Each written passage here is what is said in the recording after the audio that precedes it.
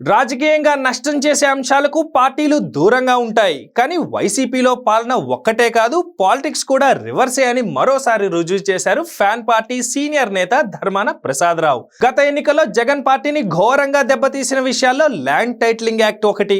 ప్రజల భూములన్నీ మళ్లీ రిజిస్ట్రేషన్ చేయాలని, వివాదాల పరిష్కారానికి సివిల్ కోర్టులకు అధికారం లేకుండా ప్రభుత్వం నియమించిన అధికారిని సంప్రదించాలనే నిబంధనలు సామాన్యులను భయపెట్టాయి. దీనికి తోడు పట్టాదారు పాస్ పుస్తకాలపై జగన్ ఫోటోలు వేసుకోవడంతో పబ్లిక్ అనుమానాలు మరింత బలపడ్డాయి.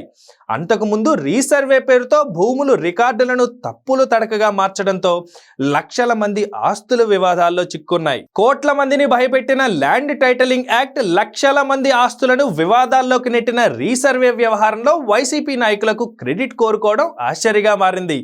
ఇప్పుడు ల్యాండ్ టైటిలింగ్ యాక్ట్ ప్రస్తావన తేవాల్సిందే. అవసరం ఏమొచ్చిందో వైసీపీ నాయకులే ప్రశ్నిస్తున్నారు. ఇప్పుడు ఫ్యాన్ పార్టీ నాయకులే ఈ విషయాన్ని మరోసారి తెరపైకి తేవడంతో తెలుగుదేశం శ్రేణులు వైసీపీ మీద విరుచుకుపడుతున్నాయి.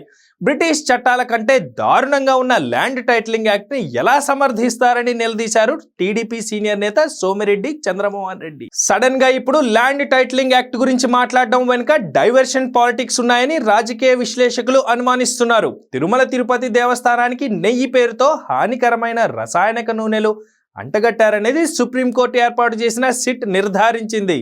ఈ మేరకు పక్కా సాక్ష్యాలు ఆధారాలతో సుదీర్ఘ ఛార్జ్ షీట్ ను దాఖలు చేశారు. అసలు నెయ్యే కాదని తేలినా కల్తీ జరగలేదంటూ వైసీపీ నేతలు అడ్డంగా బుకాయించే ప్రయత్నం చేశారు. కానీ ఈ ప్రయత్నాలు కూడా ఫెయిల్ అయ్యాయి. దీంతో ల్యాండ్ టైటిలింగ్ యాక్ట్ ని తెరపైకి తేవడం ద్వారా కల్తీ నెయ్యి వ్యవహారం నుంచి ప్రజల దృష్టిని మళ్లించే ప్రయత్నం చేస్తున్నారనేది అనలిస్టుల అభిప్రాయం. ఈ వ్యవహారం మొత్తం చూశాక ఏ రాయి అయితేనేమి పళ్ళు ఊడగొట్టుకోవడానికని కమెంట్స్ చేస్తున్నారు తెలుగు తమ్ముళ్ళు.